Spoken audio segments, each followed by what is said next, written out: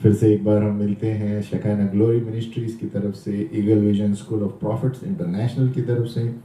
हम भविष्य सूचक पाठशाला नंबर 81 पर है, प्रॉफिटिक टीचिंग लेटर नंबर 81। दुनिया में तूने बहुत धन कमाया, पर ये धन तेरे काम ना आया। रूठा जग है, आस है झूठी, सब है यहाँ पर दो पल के साथी। इसीलिए ले तू यीशु का नाम, बन जाएंगे तेरे सारे बिगड़े काम। यीशु ने कहा, क्या फायदा पूरी दुनिया को तुमने जीत लिया और आत्मा नरक में अनंत काल तक रहा, तो दुनिया में तुमने किया क्या? आमीन।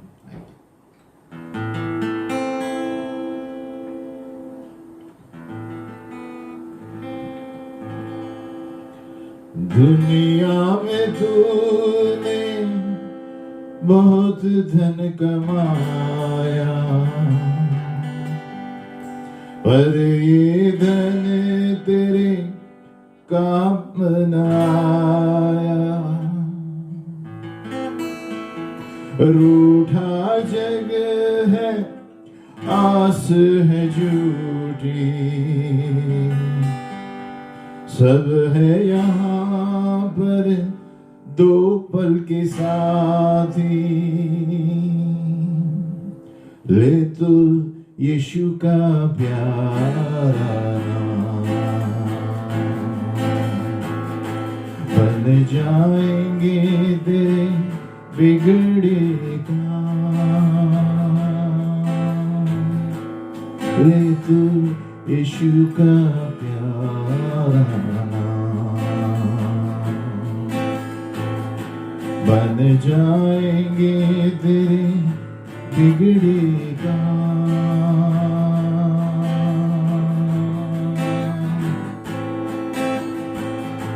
दुनिया में तूने बहुत धन कमाया,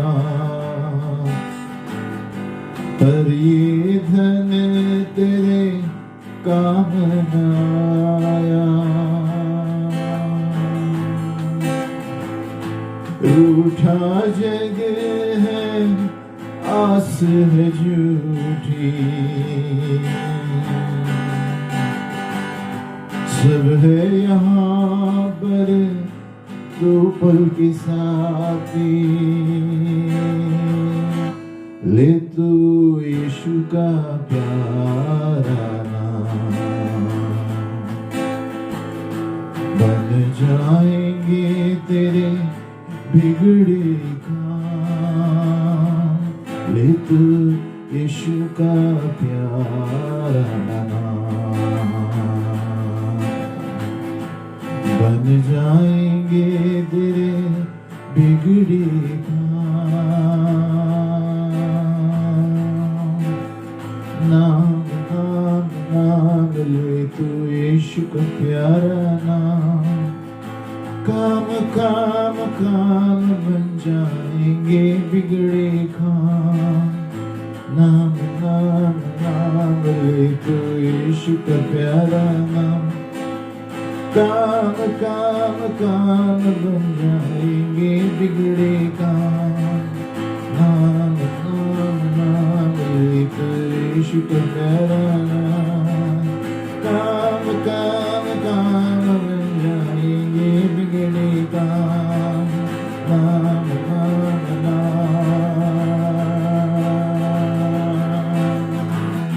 ओ रे रे रे ना ना ना मेरे शिके के का ना ना ना ना दे दे दे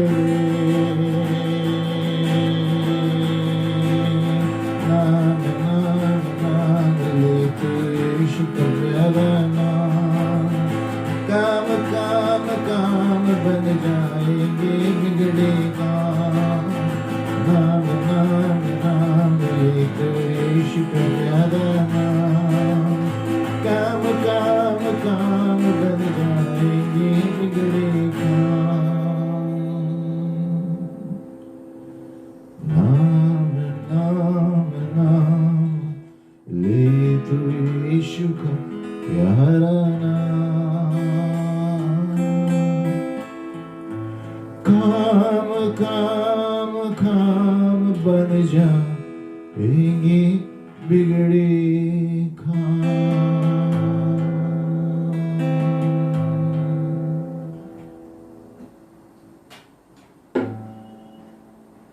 हालेलुया। नाम यीशु का नाम लो तो हमारे सारे बिगड़े हुए काम बन जाएंगे। यही यीशु की प्रतिज्ञा है और यीशु सब असंभव चीजों को संभव करने वाला परमेश्वर है। हम भविष्य सूचक पाठशाला नंबर 81 पढ़ रहे हैं। आज हम पढ़ेंगे कि भविष्यवाणी जो है उसके सामर्थ है ना, स्थल जो ज्यादा कैसे बढ़ाएं, है ना। और सबसे बड़ा तरीका है कि सकारात्मक अनुभव जो हमारे होते हैं भविष्यद्वक्ताओं के बीच में, we are talking about prophetic people, है ना, प्रॉफिट्स के बारे में हम पढ़ रहे हैं। जब 4 या 6 भविष्यद्वक्ता साथ में मिलकर आराधना करते हैं और सभा में मिलते हैं तो उसमें बहुत फायदे हैं।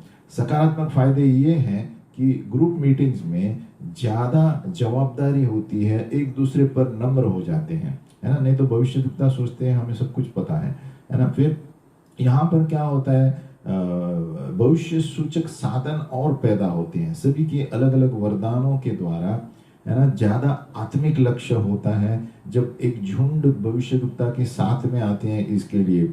इसलिए हमें आमंत्रण करना चाहिए भविष्य सूचक लोगों के लिए, एक सभा के लिए, है ना, जॉइंट प्रोफेटिक अनुभव के लिए, और एक विषय उस पर रखना चाहिए।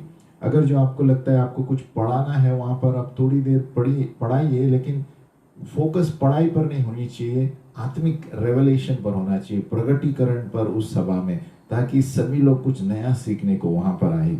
और ऐसे भी लिखने वाला भी यहाँ पर एक लेखक या स्क्राइब रखना चाहिए जहाँ पर नोट्स लिखेगा कि जो जो व्यक्ति क्या देख रहा है, दर्शन देख रहा है, परमेश्वर से क्या सुन रहा है ना। और पवित्र आत्मा को आमंत्रण करते हुए उस सभा को चालू कीजिए। तो ये झुंड की सभा होगी भविष्य सूचक की।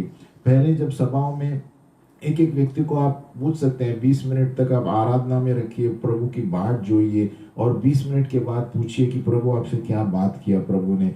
और व्यक्तिगत रूप से वो लिखेंगे कि प्रभु ने किस तरह हमसे बात किया भविष्य सूचक सभाओं में। अगर जो किसी ने चित्र नहीं देखा, वचन नहीं मिला, तो समस्या नहीं है। लेकिन जैसे ही लोग मिलकर बांटते हैं, सारे भविष्यद्वक्ता बैठकर बांटेंगे प्रॉफिट्स, तो क्या होता है, उस व्यक्ति अगर जो चित्र भी नहीं देखा, कुछ भी नहीं देखा, तो उसको समझ में आएगा कि प्रभु ये विषय पर लक्ष्य दे रहा है आज के दिन।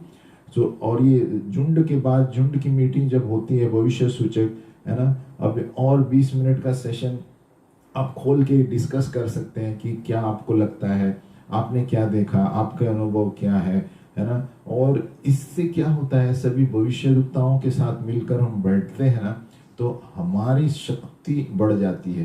परमेश्वर की परमेश्वर का पवित्र आत्मा का अभिषेक जो है वो बढ़ जाता है, और हम भविष्य सूचक क्षेत्र में यानी प्रोफेटिक रेल्म्स में और गहराई में बढ़ते हैं। दर्शन देखना, चित्र देखना, स्वर्गदूतों को देखना, इस क्षेत्र में हम ज्यादा बढ़ते हैं। क्योंकि जब भविष्यद्वक्ताओं के साथ हम बैठते हैं तो वो एक अलग अभिषेक सब एक दूसरे को महसूस करते हैं, है ना।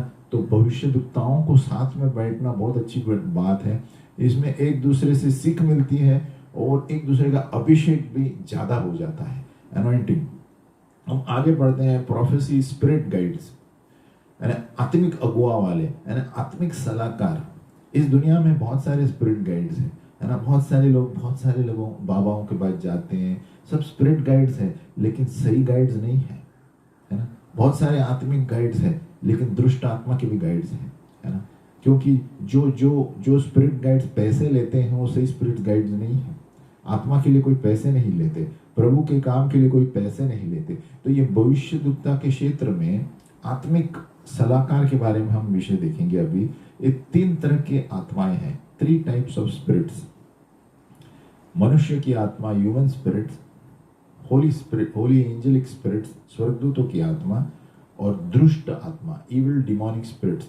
3 तरह के स्पिरिट्स है, human spirits, holy angelic spirits और इविल डिमोनिक स्पिरिट्स, है ना। सभी लोग नीचे से निर्माण किए हुए प्राणी हैं, और पवित्र आत्मा जो है अनंत काल का परमेश्वर है ना। और वो शुरुआत है और अंत है ना। अभी ह्यूमन स्पिरिट जो है, मनुष्य की आत्मा, ये गर्भ से रचा हुआ है और यात्रा करता है शरीर में मरण तक। और मनुष्य की आत्मा जो है जब शारीरिक से बाहर निकलती है, वो परमेश्वर के पास जाती है न्याय के लिए, है ना, अनंत काल के लिए मरने के बाद, या तो अनंत काल नरक में या तो अनंत काल स्वर्ग में। ये मनुष्य की आत्मा है। अभी होली एंजेलिक स्पिरिट्स, पवित्र स्वर्गदूतों की आत्मा, ये इन लोगों के लिए सेवकाई में दिए जाते हैं जो परमेश्वर की इच्छा करते हैं और उनकी सहायता के लिए, सुरक्षा के लिए लिए जाते हैं। जैसे हम गांव में जाएंगे, कहाँ पर भी जाएंगे, कुछ प्रोजेक्ट या लक्ष्य लेकर जाएंगे, वहाँ ये हमारे साथ चलते हैं और अगर जो कुछ सुरक्षा की बात आई, हमारे आगे पीछे रहते हैं, है ना। ये परखने वाली बात है। इसमें चलने के लिए बहुत प्रार्थना में बैठने की बहुत ज़रूरी है। इसलिए जब हम परमेश्वर के साथ बैठते हैं, ये सारी चीज़ें आपको देखने मिलेंगी। नहीं तो आपको सिर्फ दुनिया वाले जो उल्लू बनाएंगे गलत आत्माओं के द्वारा, पैसे लेकर, है ना। सच्चा व्यक्ति जो आत्मा देता है वो पैसे नहीं लेता। सच्चा व्यक्ति जो आत्मिक चीज़ें बताता है पैसे नहीं लेता। तो वहाँ पर हमें पता चलता है उस व्यक्ति का फल के द्वारा। जो व्यक्ति आत्मिक सलाह देने के लिए पैसा लेता है, प्रभु का नहीं है। आमीन। तो होली एंजेलिक स्पिरिट से स्वर्गदूत की आत्माएं हैं जो सच्चे परमेश्वर की ओर से आते हैं, जो परमेश्वर का दास है उसको सहायता देने के लिए, ताकि वो उसकी इच्छा के अनुसार जो सेवकाई दी गई है प्रभु ने, वो उसको सहायता करता है। अभी इवल डिमोनिक स्पिरिट, दुष्ट आत्मा जो है, ये गिरे हुए स्वर्गदूत है ना। और उनकी भावनाएं गलत हैं, उनकी सोच गलत है इस धरती पर, और उनका मकसद ही है लोगों का नाश करना, है ना। और ये लोगों की ओर आकर्षित करते हैं उनके पापों के वजह से, अधार्मिक कार्यों की वजह से। और इसके लिए आजकल के जवान, हम टीवी, ये सारे चीज़ें जल्दी आकर्षित होती हैं और लोगों को उल्लू बनाते हैं और पाप में फंसा देते हैं। और ये तनाव लेकर आएंगे, ऑपरेशन लेके आएंगे, पीड़ा लेकर आएंगे, भरमाएंगे लोगों को। तो ये 3 तरह की आत्माएं हैं। मनुष्य की आत्मा जो परमेश्वर के पास जाती है मरते समय, या तो अनंत काल नरक में अगर जो गलत जीवन जिया, और पवित्र स्वर्गदूत की आत्मा जो सेवक के लिए दिया जाता है, उद्धार पाने वालों के लिए। और तीसरा दुष्ट आत्माएं हैं जो गिरे हुए प्राणी हैं, जो मनुष्य के हड़प के लिए कोशिश करते रहते हैं नरक में लेने के लिए। अभी मनुष्य की आत्माएं जो मरण पर परमेश्वर के पास जाती है, और ये धरती पर घूमते नहीं है, एक मुख्य विषय है ना। और वो लोग देखते नहीं है कि किस घर में जाएंगे और मैं वहां पर रहूंगा मरने के बाद, है ना। परमेश्वर कभी कभी सपनों के द्वारा, दर्शन के द्वारा अपने रिश्तेदार जो मरे हुए हैं वो अनुमति देता है आने के लिए, है ना। लेकिन ये असली में वो मनुष्य आत्मा नहीं है, ये ध्यान रखना। परमेश्वर कभी कभी छोड़ता है, कोई लोग मरते हैं, रिश्तेदार थोड़े दिन के लिए सपने में आते हैं। ये तरह के जो दर्शन और सपने हैं, ये मरण के बाद कोई रिश्तेदार से होता है ना। अभी जो दर्शन या सपना जो है ये सही है, लेकिन हमें समझना है वो क्या है। ये जो है हमारा खोया हुआ पति होगा, पत्नी होगा या रिश्तेदार, वो आदमी नहीं है, उसकी आत्मा नहीं है। ये जो है, जो दर्शन और मरने के बाद आता है ना, ये लोग सोचते हैं कि अपना परिवार के व्यक्ति हमारे साथ जीने के लिए फिर से आत्मा में आया है। गलत है। दुष्ट आत्माएं, इवल डिमोनिक स्पिरिट्स, ये लोग अपने परिवार के सदस्य का नकल करके आएंगे। ध्यान से सुने, जो व्यक्ति आपको सपने में आता है मरने के बाद, आपके रिश्तेदार हो, ये दुष्ट आत्मा नकल करके, इसको फेमिलियर स्पिरिट कहते हैं, उसी का बेस लेकर आएगा, है ना, और उसी का व्यक्तित्व लेकर आएगा और उल्लू बनाएगा।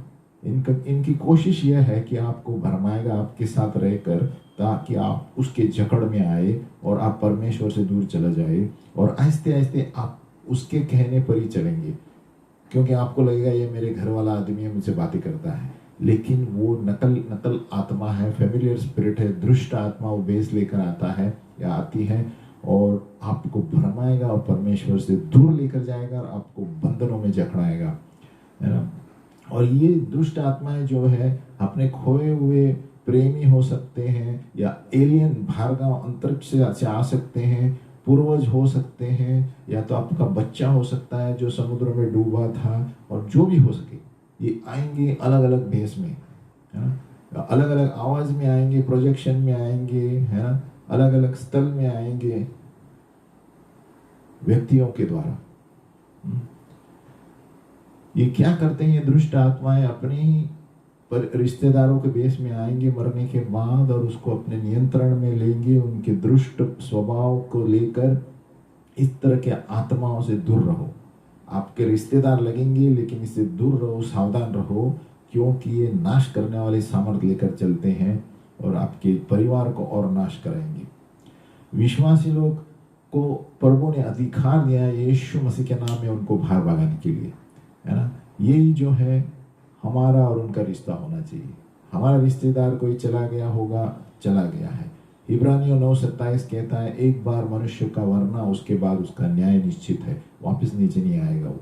तो वो जो भी आत्माएं हैं, दुष्ट आत्माएं, फेमिलियर स्पिरिट्स, नकल करते हुए दैविक, है ना, भावी आत्मा कहते हैं, ये नीचे आते हैं उनके बेस में, उनकी आवाज में, और आपको लगेगा ये मेरे रिश्तेदार हमसे बातें करने आए हैं, तो हमें सावधान रहना है। अभी होली एंजेलिक स्पिरिट्स, पवित्र स्वर्गदूत की आत्माएं हैं, ये परमेश्वर के सेवक हैं, ये परमेश्वर के दिए हुए कार्य के अनुसार नीचे आते हैं, है ना, और अगुवाई करते हैं जिनको परमेश्वर ने भेजा है उनके लिए, है ना। ये भी आत्मिक अगुवा है, लेकिन ये सच्चे अगुवा है, ये झूठे अगुवा नहीं है दुष्ट आत्मा के, है ना। भजन संहिता 91 हम देखते हैं, यहाँ पर लिखा है कि वे लोग हमारे सारे दुष्ट के क्षेत्रों से सुरक्षित रखते हैं। They keep us in all our ways, है ना, in Psalm 91। और ये पवित्र स्वर्गदूत आत्माएं जो ये हमारी सुरक्षा करेंगे, हमारे साथ रहेंगे, लेकिन वो हमें परमेश्वर की ओर लेंगे, है ना, उनकी ओर आकर्षित नहीं करेंगे, द एंजल्स।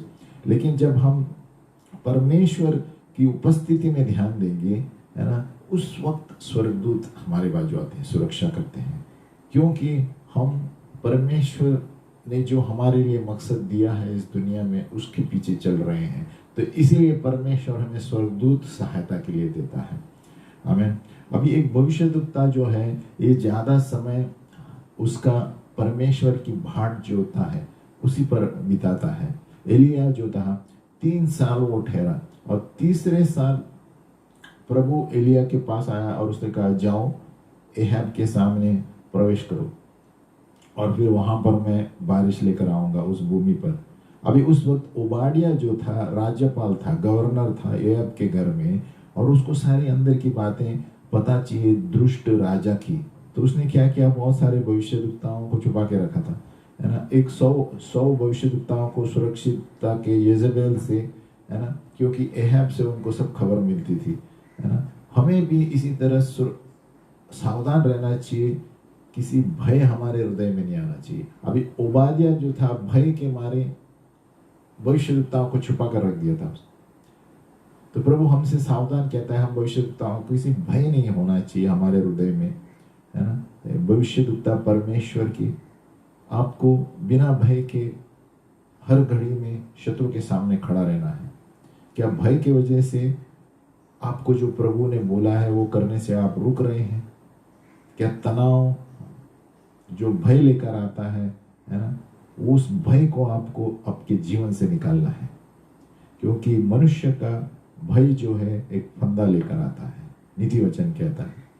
अभी एलिया ने वचन मिला था प्रभु से और वो वचन देने की जवाबदारी थी, और ओबाडिया उसके बीच में रोक रहा था, है ना, और डर के मारे कि जो प्रभु ने कहा, है ना। लेकिन फिर भी एलिया आगे गया, जो प्रभु ने बोला है वो करना ही है ना।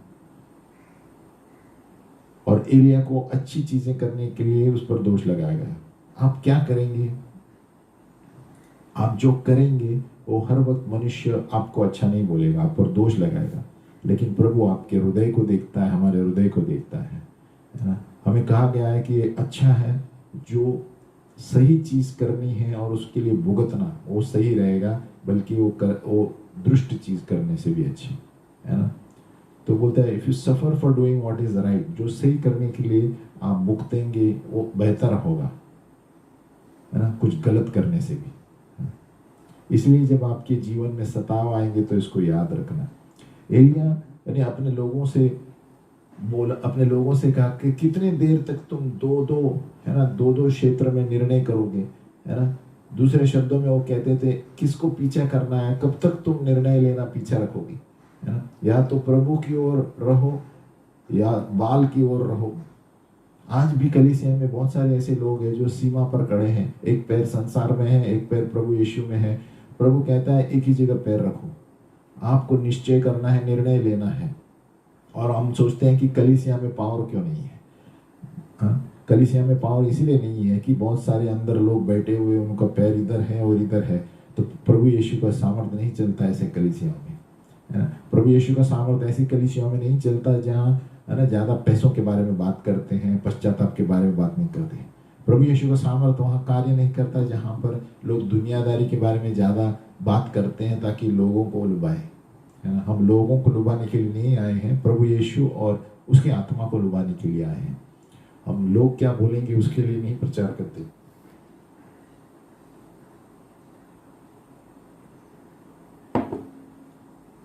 प्रभु यीशु ने कहा पहले मेरे राज्य को खोजो, रोटी कपड़ा मकान खुद ब खुद आएगा। उसने कभी ये नहीं कहा पहले पैसों के बारे में प्रचार करो। उसने कहा पश्चाताप करो, परमेश्वर का राज्य नजदीक है, हमें ये प्रचार करना है।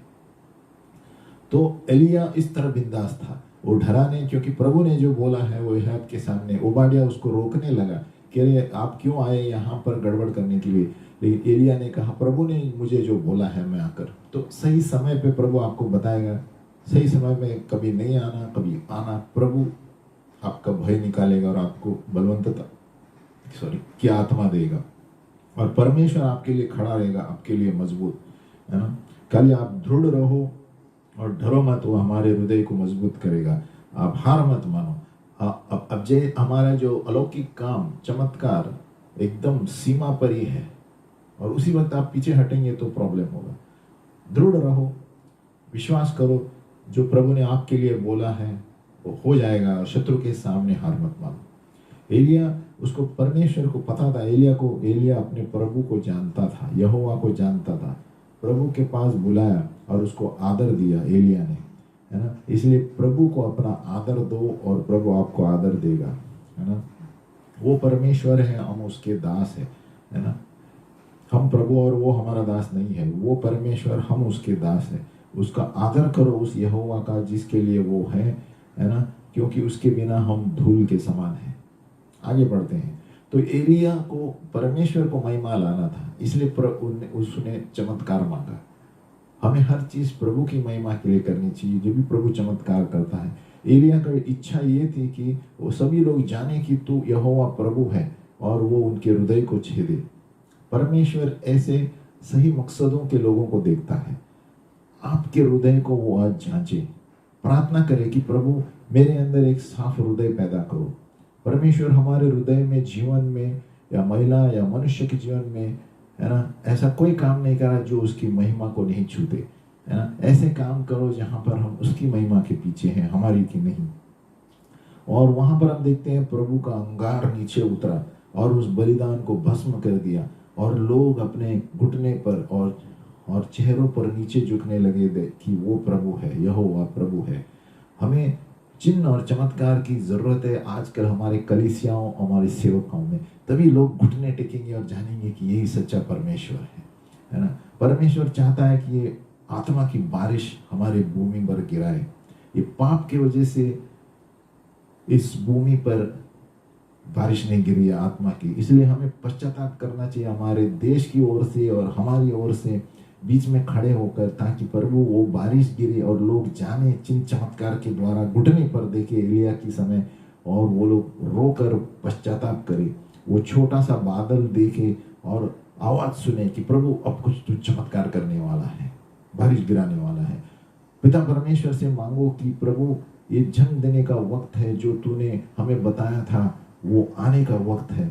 हमारे शहरों और गांवों के लिए प्रार्थना करें, ताकि हम उस सारे गढ़ों को तोड़ डालें यीशु मसीह के नाम में, जैसे एलिया ने तोड़ा था। हमारे कार्य जो प्रभु ने दिया है वो हम पूरा करें, ताकि प्रभु और ताज़ा कार्य हमें देगा, है ना।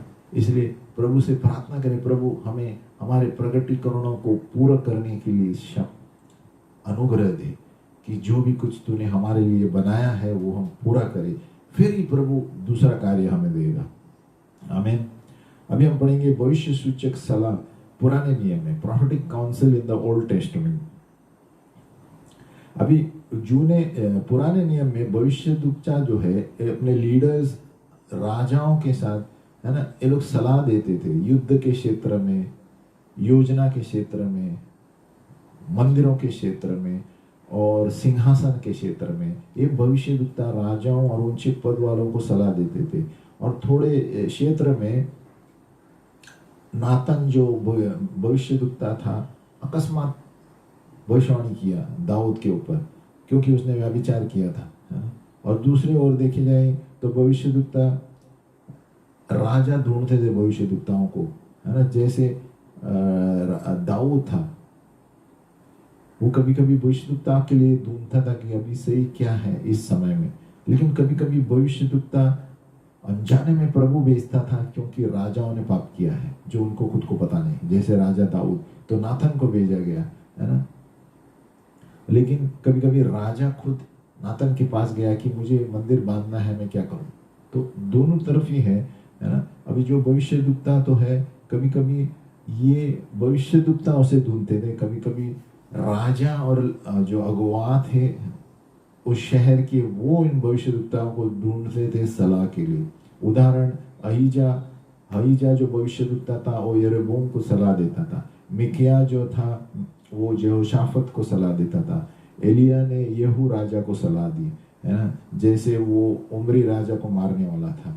तो दूसरे लोग भविष्यद्वक्ता राजाओं को एक दर्शी के रूप में सहायता देते थे। दर्शी यानी वो पहले से देखते थे कि प्रभु क्या बोल रहा है इस राजा के लिए, इस शहर के लिए, है ना। तो वो राजा के लिए वो दर्शी बनकर रहता था, है ना। पुराने नियम की बात कर रहे हैं।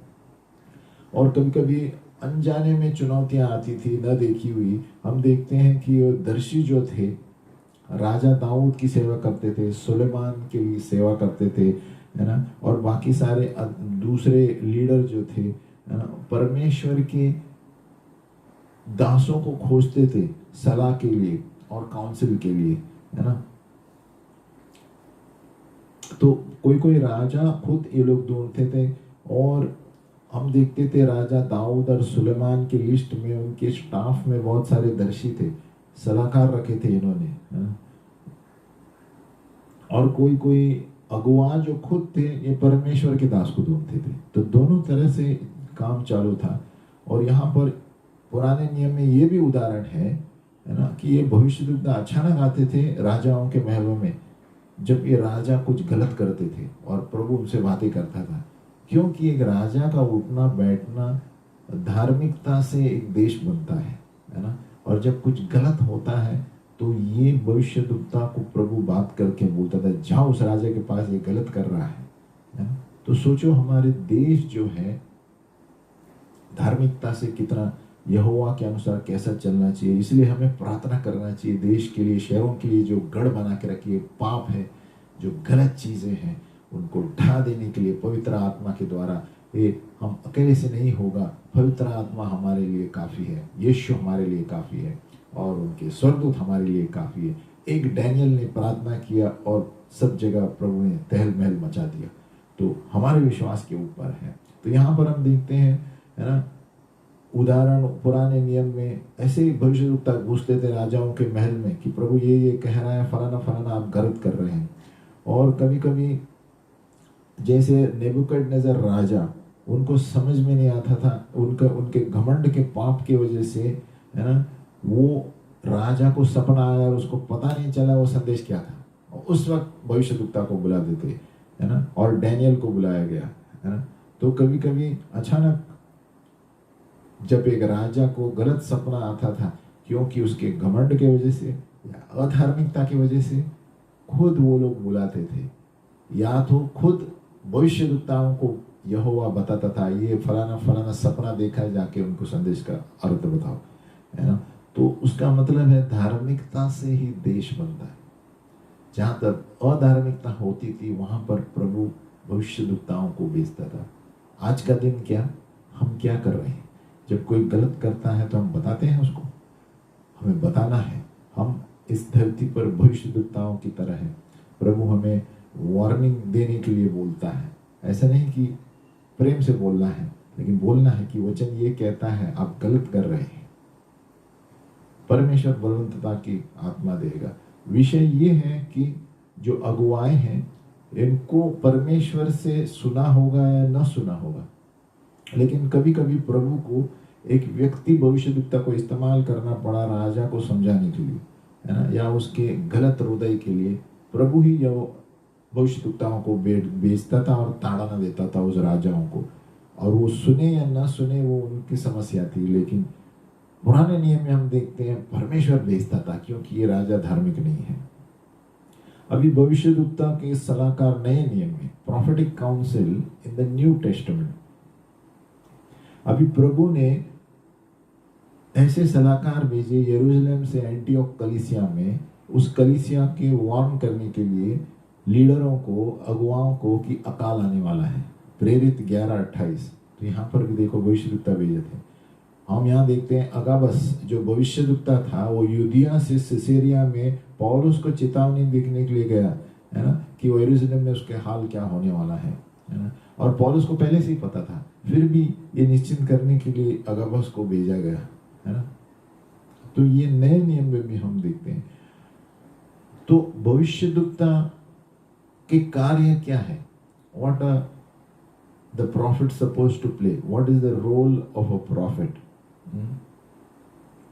अभी जो एक कलीसिया है उसकी ध्येय के लिए, विश्वासियों के लिए उसे रखा गया है, सांत्वना देने के लिए, प्रोत्साहित करने के लिए, बांधकाम करने के लिए, है ना, ताकि हर एक जो विश्वासी है उसको प्रभु की देह में बांधे, सेवकाई करने के लिए। तो ये भविष्यद्वक्ता का एक नींव काम है, कार्य है। और दूसरे काम क्या है? दैविक वेद और समझ, डिवाइन मिस्ट्रीज एंड अंडरस्टैंडिंग, ये भी भविष्यद्वक्ता का काम है। ये नए नियम के भविष्यद्वक्ता जो थे, ये इनको हमें सलाह के लिए मांगना बहुत जरूरी है। They should be sought for advice. वो सिर्फ प्रार्थना ही नहीं करते कलीसिया की सरकार के लिए, व्यक्तिगत अगुवाई के लिए और बहुत सारी चीजों के लिए, है ना। पौलुस कहता है कि हमें परखना है जो भविष्यद्वक्ता बोलता है। 1 थिस्सलुनीका 5:21, हर एक आत्मा को परखना है। हम क्यों इतने सरप्राइज होंगे, आकर्षित होंगे, अचानक अचंभा होंगे कि बहुत से लोग वरदानों में, प्रकटीकरण में दूसरों से भी ज्यादा है। हम इसमें अचंभा होने की बात नहीं है।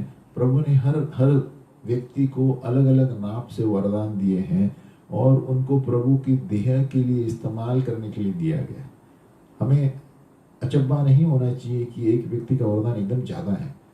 ज्ञान का शब्द, बुद्धि का शब्द, प्रकटीकरण, परखने की आत्मा सब है एक व्यक्ति में। एक व्यक्ति में सिर्फ दर्शन की आत्मा, दर्शन देख सकता है। ये प्रभु ने सब अपने अपने भाग में लिखा है ताकि सभी लोग इस्तेमाल करें प्रभु की देह कलीसिया को बढ़ाने के लिए, है ना। तो ये दैविक वेद और समझ है।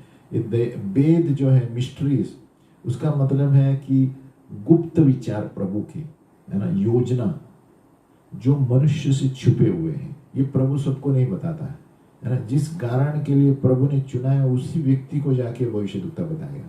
अभी समझो मुझे प्रभु ने कुछ बताया इस व्यक्ति के बारे में, सबको नहीं बोलने को बोलेगा। वो सिर्फ उस व्यक्ति को जाके बताओ, सिर्फ उस कलीसिया में जाके बताओ। ये वेद होते हैं प्रभु के, है ना। और वो प्रभु ही जानता है ऐसे क्यों करता है, ये इसलिए मिस्ट्रीज कहते हैं। और प्रभु चाहता है यहोवा कि हम उसी से बांटे जिसको उसने कहा है बांटने के लिए। तो मिस्ट्रीज और समझ, इसलिए एमोस 3:7 में दिया है, सचमुच प्रभु यहोवा कुछ नहीं करता जब तक कि वो अपने वेदों को भविष्यद्वक्ताओं को बताता है ना, उनके दासों को बताता। उसका मतलब ये है कि जिस चीज के लिए प्रभु बताना चाहता है उसी व्यक्ति को प्रभु जाके बताने के लिए बोलेगा, सबको नहीं। इसलिए उसे वेद कहते हैं, गुप्त चीजें। और ये तब होती है जब हम प्रभु के लिए भूखे होते हैं। हम प्रभु के लिए भूखे रहेंगे तो प्रभु बहुत सारे लोगों के वेद हमें बताएगा। क्यों? हम उसकी सेवकाई के लिए तैयार है। इसके लिए इसका अंत क्या है? जैसे हम प्रभु के लिए उपलब्ध होते हैं उसकी सेवा करने के लिए, वो ये दैविक चीजें हमें बताएगा, और वो अभी कर भी रहा है। आज के दिनों में भविष्य सूचक सलाहकार है ना अलग अलग देशों के लिए भेज रहा है। हम देखते हैं पॉल केन जो था उदाहरण में, अंत के 2 पंत प्रधान जो थे अमेरिका के, उसके सामने प्रार्थना करने के लिए बुलाया गया। तो अंत के दिनों में ऐसे कार्य होने वाले हैं आगे भी, जहां पर देश के अगुए हमें बुलाएंगे प्रार्थना करने के लिए। उनको पता चलेगा कि परमेश्वर के सिवा कुछ नहीं होता है, कि धार्मिकता से देश की उन्नति होती है ना। लेकिन जो सलाह देने का भविष्यद्वक्ता का कार्य है जो कलीसिया में, चर्च में, वो भी महत्वपूर्ण है। जो भविष्यद्वक्ता कलीसिया में सलाह देता है ना, लेकिन वो इतना ज्यादा भी नहीं होना चाहिए, है ना। और हमें ये दरवाजा भी नहीं खोलना चाहिए कि अरे वो भविष्यद्वक्ता ही भगवान है और प्रभु को भूलना चाहिए, कुछ भी मांगना है तो उस भविष्यद्वक्ता का नहीं, उतना भी नहीं होना चाहिए। हमारा वार्तालाप प्रभु से है, और प्रभु ने चाहा तो वो व्यक्ति सलाह देगा, या हम उससे सलाह के लिए मांगेंगे कोई चीजों के लिए। लेकिन वो भविष्यद्वक्ता को हम भगवान नहीं बना सकते, अरे कुछ भी चाहिए तो वो हमें उत्तर देगा, नहीं। वो आदमी है, उस समय के लिए, सही स्थितियों के लिए बनाया गया है हमें सलाह देने के लिए। तो हमें बैलेंस रखना है ना। फिर भी एक भविष्यद्वक्ता का सलाह जो चाहिए, कलीसिया आजकल उनको इनकार कर रहे हैं। भविष्यद्वक्ताओं को, प्रेरितों को, है ना, जो चाहिए वो इनकार करते हैं, और इनके लिए उनको प्रॉब्लम होगा। क्योंकि प्रभु का वचन कहता है, यीशु मसीह कहा, जो एक भविष्यद्वक्ता को स्वीकारता है, एक भविष्यद्वक्ता के रूप में, उसको भविष्यद्वक्ता का इनाम मिलेगा। तो बहुत सारी कलीसियाएं भविष्यद्वक्ताओं को पहचानते नहीं है ना, बिना परखे कुछ भी बोलते रहते हैं, इधर आना एक कलीसिया में हमें भविष्यद्वक्ता नहीं चाहिए वगैरह वगैरह, है ना। सभी लोग नहीं है ऐसे, है ना। और यहाँ पर यीशु ने ये भी कहा, जो भी एक धार्मिक व्यक्ति को धार्मिक व्यक्ति के अनुसार स्वीकारता है, उसे धार्मिक व्यक्ति का इनाम मिलेगा, है ना। मैथ्यू 10:41। आगे हम पढ़ते हैं, अपने भविष्य सूचक वरदान को प्रज्वलित करो, stir up your prophetic gift, प्रज्वलित करो, बाहर निकालो। 2 Timothy 1:6, 2 Timothy 1:6, therefore I remind you to stir up the gift of God which is in you through the laying on of my hands।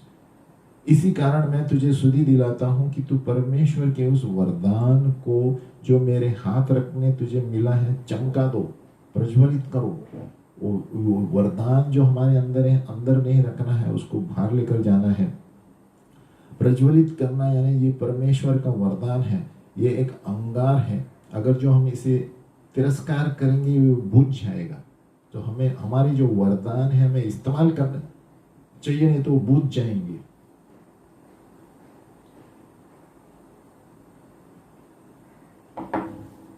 इस अंगार को बुझाने के बजाय हमें उसको इस्तेमाल करना चाहिए बेहतरीन रूप से, और भी तेज जलने के लिए। ये ध्यान रखो कि जो जवाबदारी है हमारे ऊपर है, जिसको वरदान दिया गया है, प्रभु पर नहीं है। प्रभु ने हर एक को वरदान दिया है, जिसको वरदान मिलता है प्रभु उससे वापस नहीं लेता, लेकिन हमारी वजह से हम खुद इस वरदान को बुझाते हैं। इसलिए यहाँ दिया है प्रज्वलित करो, है ना। लेकिन 2 तिमोथी 1:6 में और मत्ती 25:14 में दिया है ना। जिस तरह हम वरदान को इस्तेमाल करेंगे, कितना उसकी तरह उसका असर होने वाला है, और उसी तरह प्रभु न्याय करेगा और हमें इनाम देगा। तो हमारे वरदानों को हमें प्रज्वलित करना है भविष्यद्वक्ता के क्षेत्र में, दर्शन, वचन जो भी है। और यहाँ पर नीचे दिए हुए थोड़े नींव है, जहां पर हम अपने वरदान को प्रज्वलित करें, चमका दें। Stir up our gifts. Number 1, relationship with Jesus. हमारा बर्ताव यीशु के साथ बहुत गहरा होना चाहिए। जब हमारा बर्ताव यीशु मसीह के साथ रहेगा तो गहराई में हम उसके साथ बैठेंगे, तभी हमारा वरदान जो अंदर है प्रज्वलित होता है, जलते रहता है ना। रिलेशनशिप विद जीसस, यूहन्ना 15:5। और ये कानूनी रूप से हमारी स्थिति है परमेश्वर के बच्चे होने के नाते, है ना। अगर जो हम उसके साथ समय बिताएंगे और उसके बारे में गहराई में बांट जुड़ेंगे, तब हमारी जो वरदान है प्रभु प्रज्वलित करते रहेगा और पवित्र आत्मा के द्वारा कार्य करेगा। नंबर 2, हमारा हृदय उसके अंदर रहना चाहिए। हमारे जो ख्वाब, हमारी इच्छाएं सब यीशु की ओर रहनी चाहिए और कोई नहीं, है ना। हम अपना समय ज़्यादा उसी की ओर बिताते हैं कि कैसे वो महसूस करता है चीज़ों के बारे में, उसकी इच्छाएं क्या है हमारे लिए, है ना। और हमारा ध्यान ही उसी पर रहता है कि हर वक्त हम उसको भाए, है ना। ऐसा अगर जो हमारा चरित्र रहेगा, है ना, हम सब कुछ बाजू में कर देते हैं यीशु मसीह के लिए। फिलिपियो 3:8, all else is given up. संसार की बाकी चीज़ों को लेके हम प्रभु को ज़्यादा ध्यान देते हैं, तब प्रभु हमारे वरदानों को प्रज्वलित करता है। तो अभी इसका मतलब है इस भविष्य सूचक क्षेत्र में हमें जब वरदानों को इस्तेमाल करना है, हमें एक संबंध रखना है जो भविष्य सूचक क्षेत्र को डिफाइन करता है ना, परिचय करता है। और सिर्फ यहाँ वहाँ घूमने से परमेश्वर के साथ संबंध जुड़ जाते हैं, है ना। जैसे इधर उधर हम जब एक व्यक्ति के साथ घूमते हैं तो संबंध बढ़ते हैं, उसी तरह हमें हर वक्त प्रभु के साथ घूमते रहना चाहिए, है ना। और जो जीवन की चुनौतियां हैं उसके यीशु के साथ जब हम साथ में रहेंगे तो हम सामना कर पाएंगे, भरोसे कहता है ना। यानी समय बिताना है यीशु के साथ, उसकी बाट जोड़ने से तभी हमारे अंदर से सोते फूट आएंगे और ये वरदान, है ना, प्रज्वलित हो जाएंगे।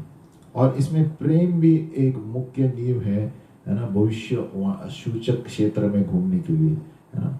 प्रेम से सब चीजें करना बहुत जरूरी है ना। अभी एक वरदान जो हमें होना चाहिए, ये प्रभु हमें देता है, भविष्यवाणी का वरदान। 1 कोरिन्थियों 12:11, है ना। It is the Lord who gives the gift of prophecy. 1 कोरिन्थियों 12:11, परंतु ये सब प्रभावशाली कार्य वही एक आत्मा करवाता है और जिसे जो चाहता है वो बांट देता है ना। तो कैसे एक व्यक्ति अपने भविष्यवाणी के क्षेत्र में वरदान मिलता है? सिर्फ कई बार इधर उधर वचन देने के लिए नहीं, लेकिन लगातार भविष्यवाणी देने के लिए और सही तरह एकदम परिपूर्ण होकर भविष्यवाणी देने के लिए कैसे ये वरदान हम प्राप्त करें? नंबर 1, विश्वास करो कि ये वरदान सबके लिए है, भविष्यवाणी का वरदान। नंबर 2, पूछते रहो और कीप ऑन आस्किंग, निरंतर पूछते मांगते रहो। और परमेश्वर से एक बुलावा आना जरूरी है इस सेवकाई के लिए। यिर्मयाह 1:5, receiving a calling from God. एक परिवार का इतिहास होना जरूरी है इस तरह की सेवकाई के लिए, भविष्यवाणी के लिए। उस जगह पर बार बार रहो जहां पर पवित्र आत्मा गूंज रही है और उस लोगों के बीच में रहो जहां पर बहुत सारे भविष्य दिखता है, तो आप इस वरदान को पाएंगे।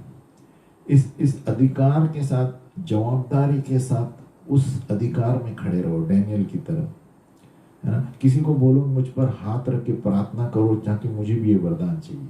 आपकी भूख और प्यास के अनुसार आपको मिलेगा। आगे मुद्दा है, ऐसी सेवकाई करो कोई भविष्य दुखता थी तो आपके अंदर वो वरदान आएगा। फिर आगे, कोई भविष्य दुखते व्यक्ति किसी को प्रार्थना करने के लिए बोलो आपके ऊपर, ताकि आपके ऊपर परखने का वरदान आए, इंक्रीज डिसर्नमेंट। फिर अगला मुद्दा, आप अपने आप को प्रभु की ओर शांत में बैठे रहो ताकि आप प्रभु की आवाज सुन पाए और विश्वास योग्य बन के रहो। तुम्हारे जो भी वरदान है कलीसिया में, सेवकाई में, विश्वास योग्य काम करते रहो प्रभु की सेवा में। एक बेटा या बेटी बनकर रहो, जवान या बूढ़े जो अंतिम दिनों में प्रभु की सेवा कर रहे हैं, कुछ भी हो जाए प्रभु की सेवा जाए। तो ये सारे वरदान से, ये सारे नींव पॉइंट से, विषय से हम पूर्ण रूप से भविष्यवाणी कर पाएंगे। कैसे? विश्वास करो कि ये सबके लिए है ना, कि थोड़े लोगों के लिए नहीं है। भविष्यवाणी का वरदान सबके लिए, जैसे हमने पढ़ा 1 कोरिन्थियों 12:11, है ना। सभी ऐसे सभाओं में जाओ जहाँ भविष्य दुखता बैठते हैं, आत्मा से कार्य चलते हैं। किसी को प्रार्थना करने बोलो आपके ऊपर, किसी को प्रार्थना करने बोलो कि भविष्यवाणी परखने की आत्मा ज्यादा मुझे मिले। हमारी भूख और प्यास के अनुसार हमें ये भविष्यवाणी की आत्मा मिलेगी, दर्शन मिलेंगे, है ना, ज्ञान के शब्द, बुद्धि के शब्द मिलेंगे। यहाँ पर एक चेतावनी है, ये सारे वरदान भविष्यवाणी के अगर जो गलत मकसद के लिए हम मांगेंगे, ये खतरनाक हो सकते हैं। हमें प्रभु की सेवकाई के लिए ये मांगने हैं, है ना।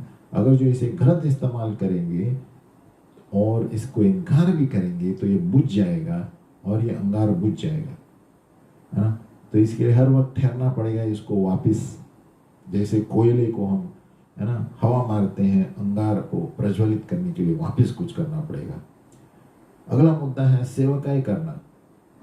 असरदार भविष्यवाणी एक सेवक के हृदय से निकलती है ना। यीशु मसीह ने कहा कि ये बहुत बड़ी जरूरी है परमेश्वर के राज्य में। अगर जो आपको एक भविष्यद्वक्ता होना है, आप सेवकाई करने के लिए तैयार हो।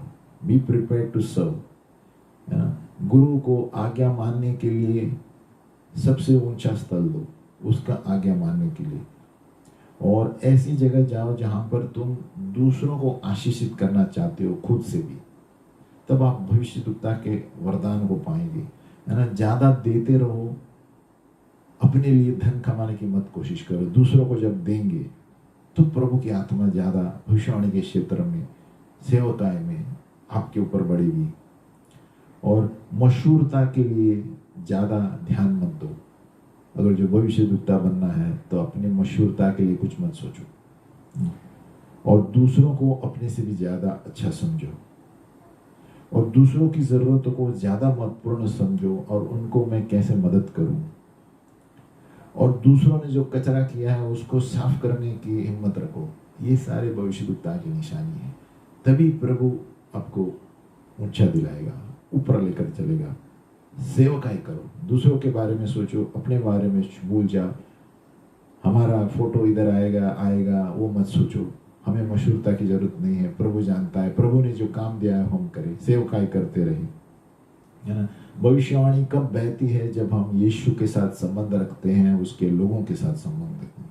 ये संबंध को पहला स्थान दो, और यही कुंजी है विश्वासियों के लिए, है ना। सिर्फ भविष्यवाणी नहीं है ना।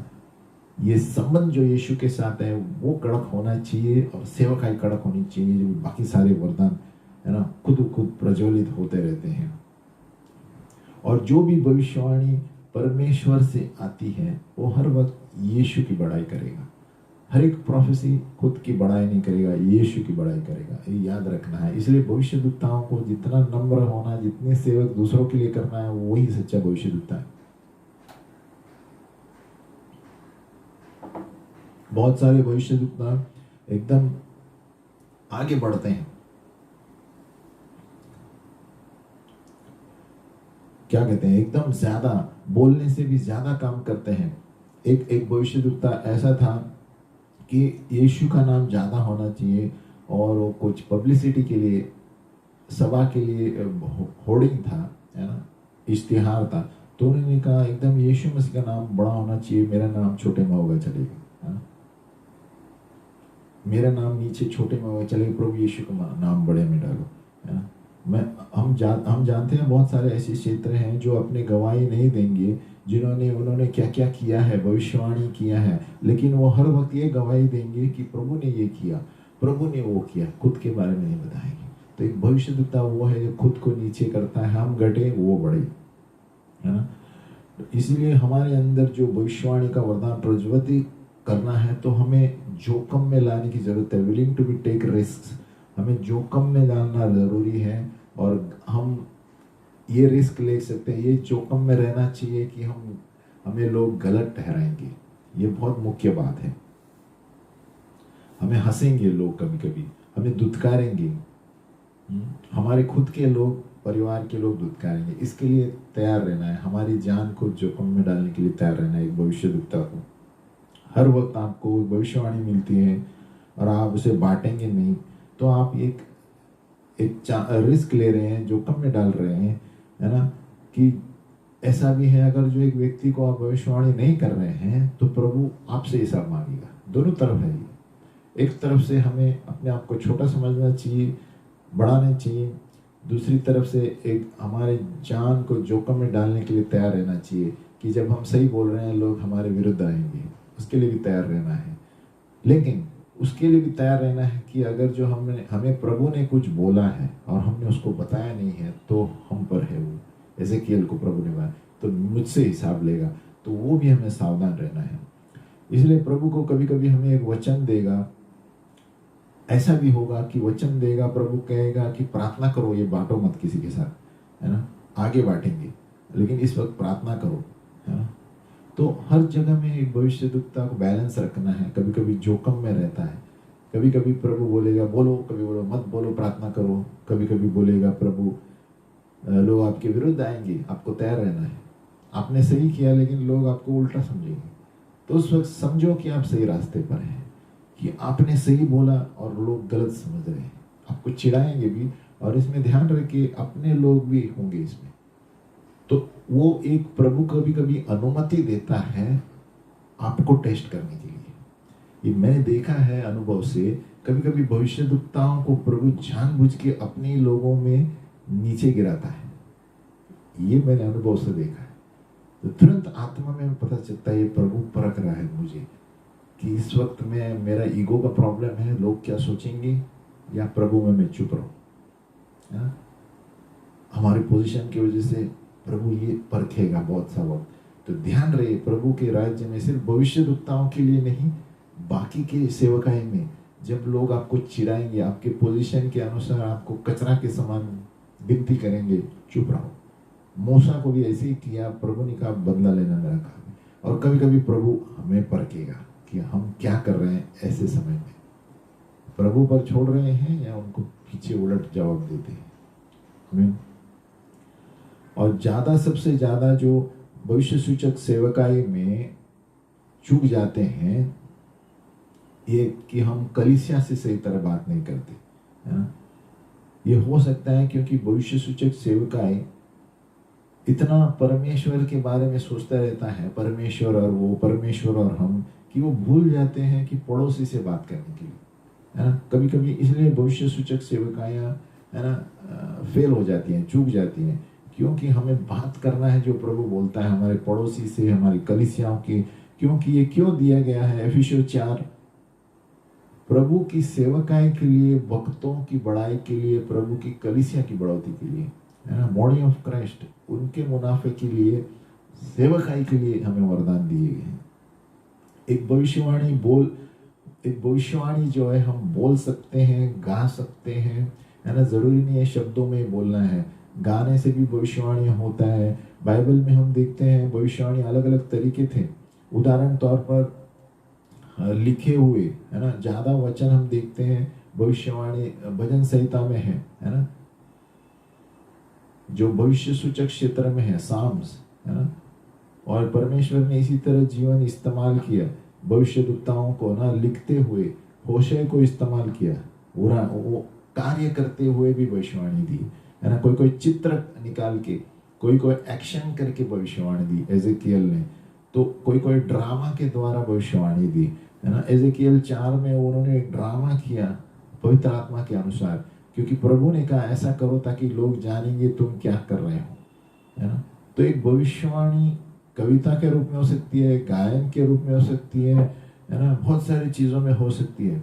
भविष्य सूचक का मतलब है परमेश्वर से सुनना, और जो पवित्र आत्मा बोलता है और वो संदेश दूसरे को बताना, है ना। और उसके अंदर एक चरित्र हो सकता है ना, और उसके लिए वो क्या है, सांत्वना देने के लिए, प्रोत्साहित करने के लिए, बांध काम करने के लिए, है ना। अभी प्रोफेटिक स्क्राइब्स, भविष्य सूचक लेखक भी हैं, ये लोग मध्यस्थी वाले हैं, और प्रगटीकरण के वरदान इनके पास है, और ये भी पवित्र आत्मा के सेक्रेटरी के समान है। ये सब लिखते रहते हैं जो पवित्र आत्मा कहते हैं, दर्शन, सपने, बेहोशी अवस्था में, है ना, जहाँ पर वो प्रभु बातें करता है, और उस पर प्रार्थना करते रहते हैं, और विश्वास से प्रभु बोलते हैं, प्रभु ये तुमने कहा था, ये होना चाहिए, ये होना चाहिए। उसको स्क्राइब कहते हैं, लेखक, हर चीज लिखते हैं और उस पर प्रार्थना करते हैं, प्रभु आपने ये कहा था, ये होना चाहिए, ये होना चाहिए, है ना। तो जो भी परमेश्वर के लोग हैं, हमें मध्यस्थी के लोग होने चाहिए, और हमें एक जर्नल रखना चाहिए जो प्रभु हमसे बोलता है। लेकिन सभी लोगों का ये कॉलिंग नहीं है, प्रोफेटिक स्क्राइब, यानी लिखना और उस पर गौर करना। लेकिन जहाँ तक मैं सोचता हूँ हम जो भी भविष्यवाणी हमें दी जाती है हमें लिखना चाहिए, हमें लिखते रहना चाहिए और उस पर गौर करना चाहिए और प्रभु से कहना चाहिए, प्रभु आपने ये कहा था इस भविष्यवक्ता द्वारा ये पूरा होने वाला है, मैं विश्वास करता हूँ, मैं विश्वास करती हूँ। ये जर्नल रखना बहुत ज़रूरी है। प्रॉफिटिक पेंटिंग, देखो चित्रकला से भी प्रभु बात कर सकता है ना। ये अलग अलग तरीके के आज के दिन में पवित्र आत्मा कार्य कर रहा है। प्रॉफिटिक पेंटिंग चित्रकला से भी पवित्र आत्मा बात करेगा। प्रॉफिटिक एक्ट कार्य के द्वारा, ड्रामा के द्वारा प्रभु बात करेगा, एक्टिंग के द्वारा प्रभु हमसे बातें करेगा। आजकल कितने कलीसिया में नाटक ड्रामा भी करते हैं। प्रॉफिटिक आर्ट एक कला, जब तक कुछ आपको आकार बनाते हैं, आपको मौका मिलता है कि पिता परमेश्वर का प्रेम बताने के लिए, तो प्रभु अलग अलग स्थितियों से इस्तेमाल करते हैं प्रभु की गवाही देने के लिए, क्योंकि यीशु मसीह की गवाही पवित्र आत्मा, भविष्यवाणी की आत्मा है, ये याद रखना है। प्रॉफिटिक आर्ट है, प्रॉफिटिक पेंटिंग है ना, आकार बनाते हैं, क्योंकि पवित्र आत्मा कहाँ से भी किसी भी वक्त किसी व्यक्ति से भी बात कर सकता है, उस चीज के द्वारा बात कर सकता है जहाँ पर स्वर्गीय क्षेत्र से प्रभु हमें धरती की ओर कुछ बताना चाहता है। तो आज के दिन में भविष्यवाणी के क्षेत्र में जहाँ पर सभी लोग पे आत्मा उंडेला जाएगा, तो बहुत तरह तरह के क्षेत्र से भविष्यवाणी के अभिषेक है ना, प्रभु बातें करता है। अभी अलग अलग तरीकों से प्रॉफिटिक आर्ट है ना, कली आकार जो है, कला जो है, इसे क्या नक्काशी की से करते हैं, एक कुंभार की तरह है ना, उसके द्वारा भी प्रभु बात करता है ना। हम देखते हैं कुंभार यशाया में नक्काशी से, चित्रकला से, लकड़ी की खोदाई से भी प्रभु बात करता है ना। अगर जो उसमें भी पेंटिंग के द्वारा, शिल्पों के द्वारा, फोटो खींचना, फोटो के द्वारा भी प्रभु बातें करता है ना। अलग अलग तरीके हैं। अगर जो आपका आत्मा जो नाजुक है, एकदम तेज है परखने के लिए, प्रभु बातें करेगा हर एक क्षेत्र से। और इसके लिए खास वरदान दिए गए हैं थोड़े लोगों को, सबके लिए नहीं है। चित्रकला के द्वारा बात करते हैं प्रभु। मैं जानता हूँ बहुत सारे पेंटर लोगों को जो वो प्रभु के लिए पेंटिंग बनाते हैं और उसके द्वारा प्रभु लोगों को आकर्षित करता है ना। ये प्रभु की बात है। हम वेद है, ये तो आत्मा से हो सकता है। और ये भविष्य सूचक कला चिन्ह के रूप में हो सकता है ना। जहाँ पर एक देखा है, एक जेनीज पेंटिंग लिखा गया है, वो मटके के ऊपर पेंटिंग करता था और वो लोगों से बात होती थी उस पेंटिंग के द्वारा। और ये वचन के अनुसार हो सकता है, या तो परंपरा के अनुसार भी प्रभु इस्तेमाल करेगा। उस मटके में कुछ वचन डाल के प्रभु बातें करेगा, है ना। और हम देखते हैं एक चिन्ह जो भविष्य सूचक चिन्ह था बाइबल में, वहां पर पीतल के ऊपर है ना आकार दिया गया था। कहाँ पर?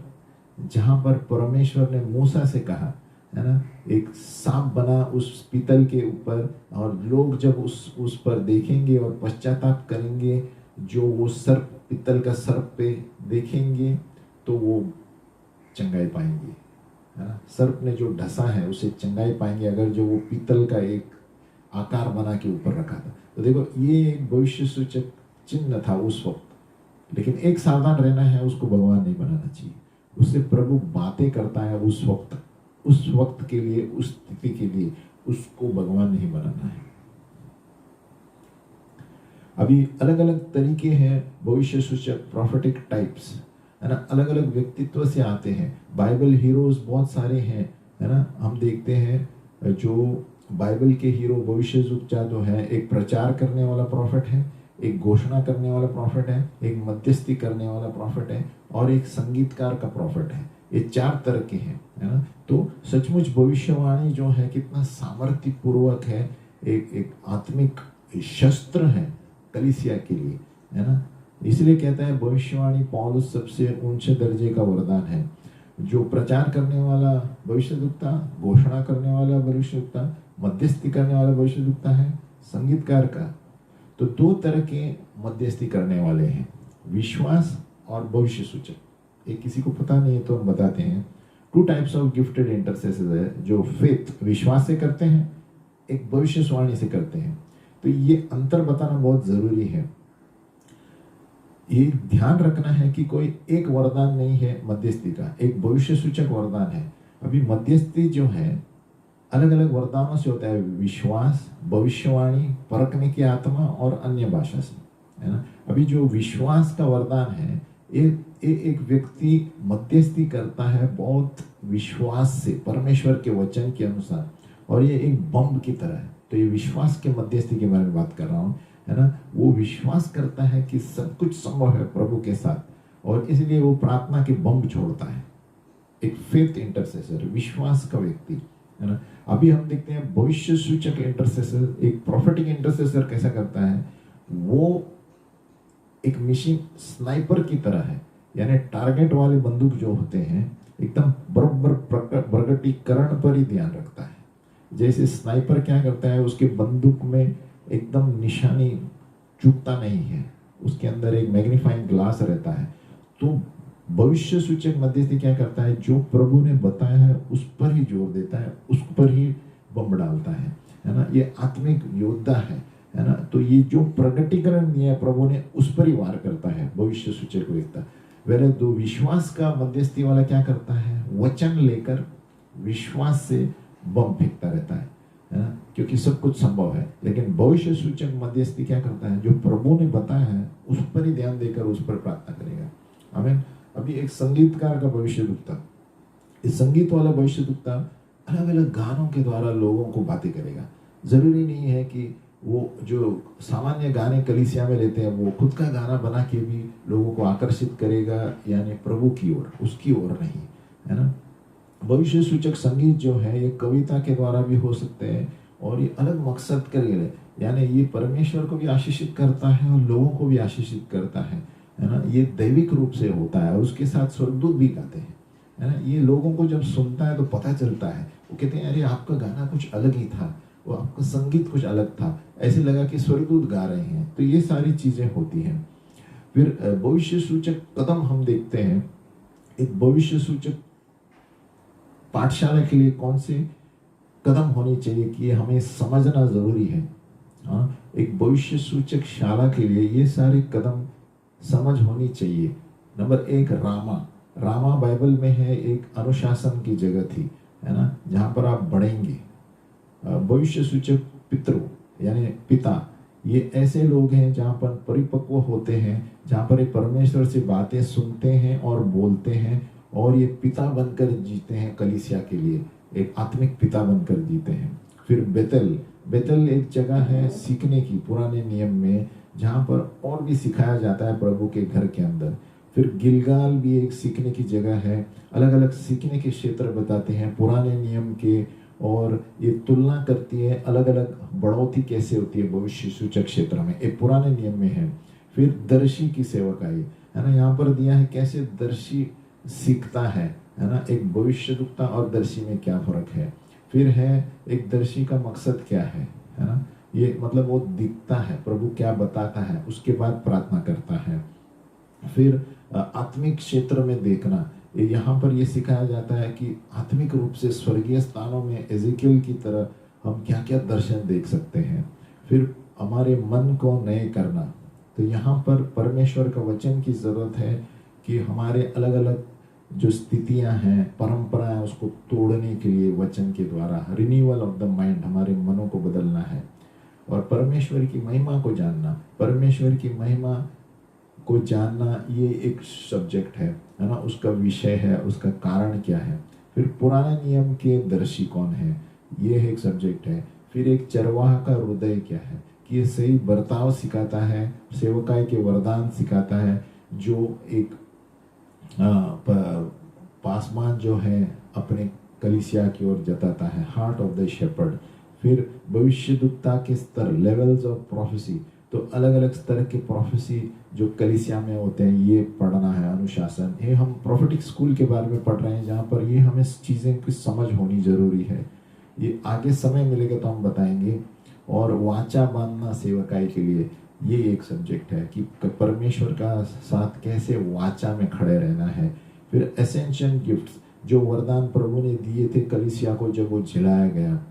फिर भविष्यद्वक्ता और लोकल कलीसिया, ये जहाँ पर सेवक भविष्यद्वक्ता जो है वो कैसे लोकल कलीसिया में काम करने हैं पौलुस की तरह।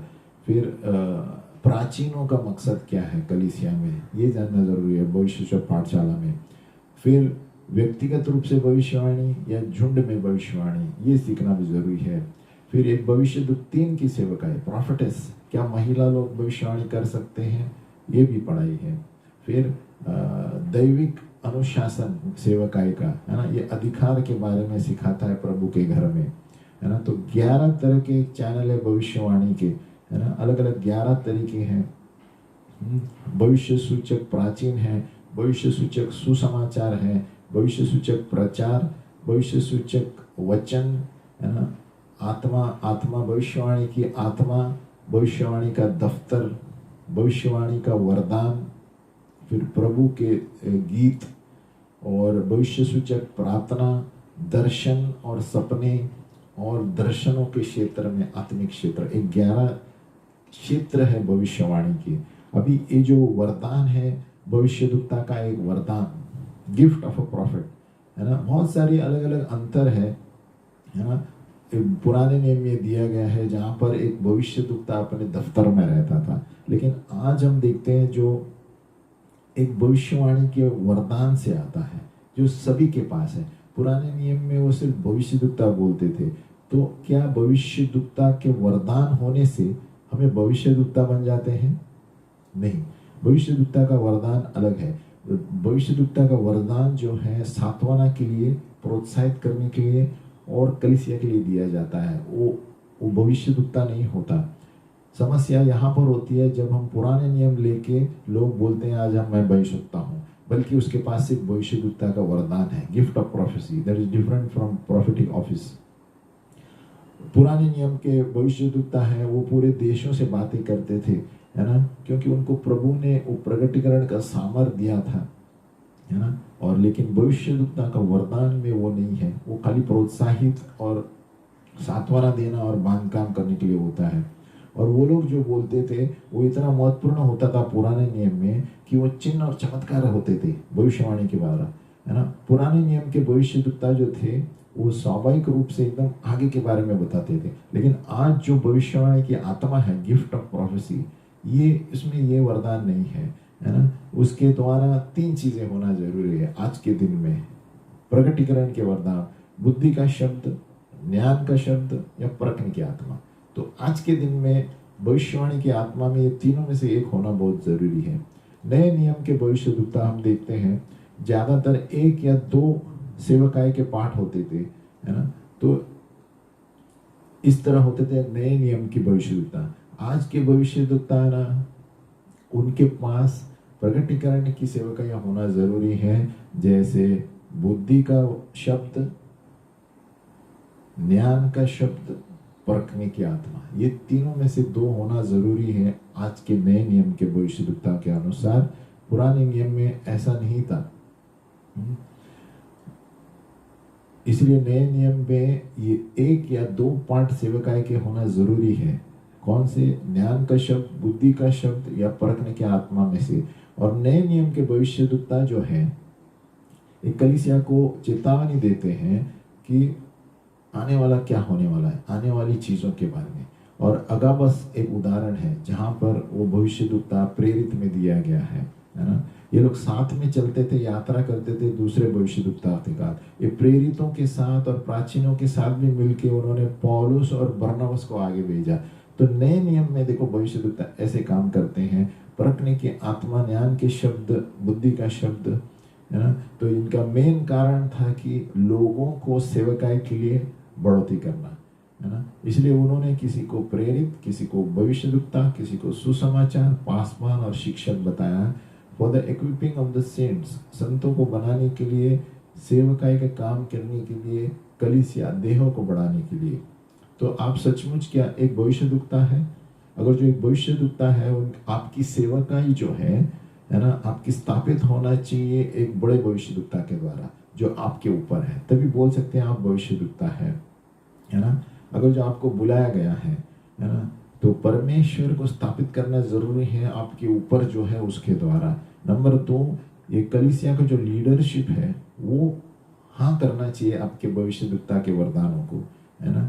अगर जो आपको वरदान दिया है और किसी ने निश्चिंत नहीं किया है तो किसको पता चलेगा कि आप भविष्यद्वक्ता है ना। क्या कलीसियाएं आपको बुला रही हैं और बोल रहे हैं जो प्रभु आपके लिए बांटने के लिए कह रहा है, तभी आप भविष्यद्वक्ता बन सकते हैं, है ना। और तीसरा है सक्सेशन ऑफ ऑफिसेस। आपको ऊपर रहना जरूरी नहीं है। अगर जो आप गवाही देखते हैं जो प्रभु को इस्तेमाल किए गए, आप देखेंगे एक नमूना है। ये शुरुआत पासवान से होता है, सुसमाचार इसके द्वारा, और फिर आगे आगे बढ़ते ये लोग भविष्यद्वक्ता बनते हैं। जरूरी नहीं है कि भविष्यद्वक्ता नियुक्त किया गया है, लेकिन ये एक एक दफ्तर आगे आगे चलते होता है। पहले पासवान रहते हैं या और कोई सेवकाई होती है, और फिर वो बड़े फील्ड में, क्योंकि भविष्यद्वक्ता और प्रेरित ऊंचा दर्जे की सेवकाई है ना। इसी तरह प्रेरित का भी, पौलुस का भी ऐसा ही था, बिली ग्रैम का भी ऐसे ही था। पहले ये लोग छोटे छोटे समाचार प्रचार करने वाले थे, है ना। तो एक भविष्यद्वक्ता कब होता है? जब छोटे छोटे चीजों से ऊपर आता है। और नंबर 4, उनके वरदान जो है असरदार होंगे और परमेश्वर आदर करेगा वो जो बोलते हैं। उनके हर एक चीज में फल लेकर आते हैं एक भविष्यद्वक्ता, जो फल जो बनता रहता है, जैसे यीशु मसीह ने कहा जो फल बना रहे उनके जीवन में और सेवकाई में, ये सही भविष्यद्वक्ता है। और हर एक जेन्युइन प्रॉफिट, सही भविष्यद्वक्ता, वो कलीसिया से प्रेम करता है, वो समझता है और आदर करता है लोकल कलीसिया और अधिकारियों की, है ना। और वो बाकी सारे भविष्यद्वक्ताओं के बीच में भी मिलजुल कर रहता है।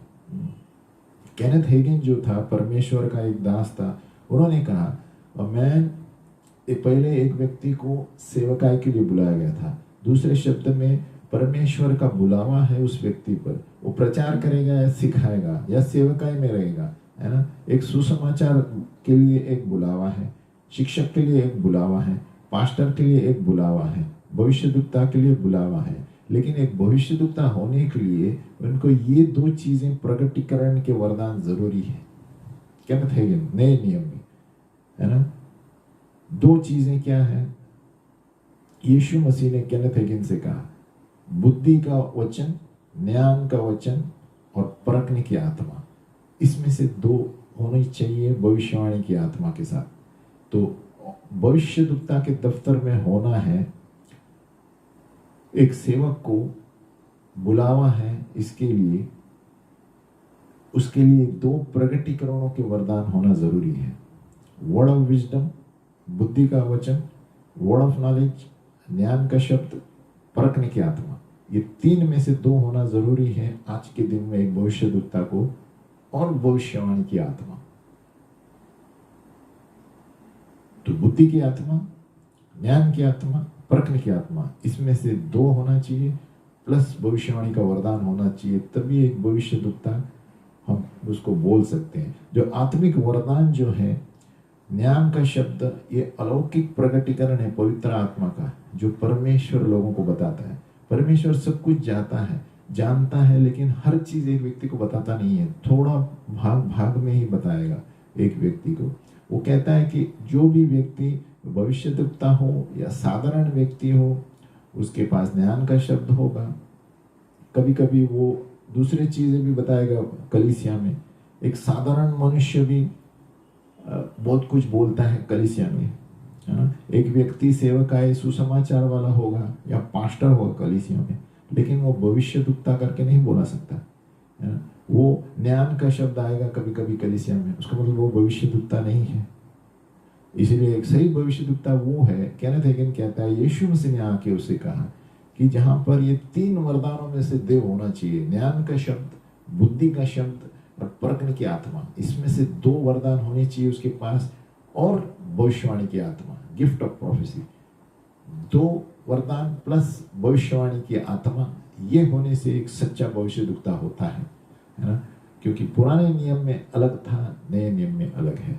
तो हमें जानना है कि एक भविष्यद्वक्ता कौन है, तो भविष्यद्वक्ता का वरदान क्या है।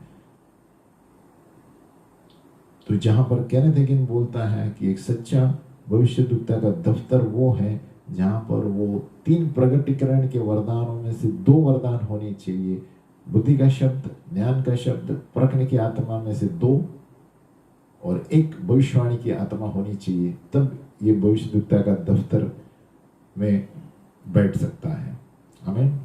हे पिता परमेश्वर, हम प्रार्थना करते हैं प्रभु कि जो भी भविष्यवाणी के क्षेत्र में है प्रभु, तू हमें और गहराई में सिखा प्रभु।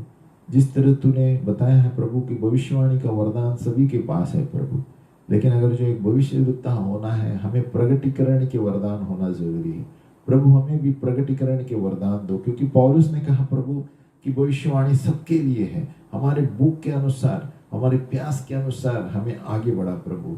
हमारे आंखों को ज्योतिर्मय बना प्रभु, ताकि हम हर चीज में तेरा नाम ऊंचा करें, यीशु का नाम ऊंचा करें।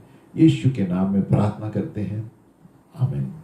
फिर मिलेंगे अगली बार, तब तक के लिए प्रभु आपको तंदुरुस्त बना रखे और आपको आशीष दे, आमीन।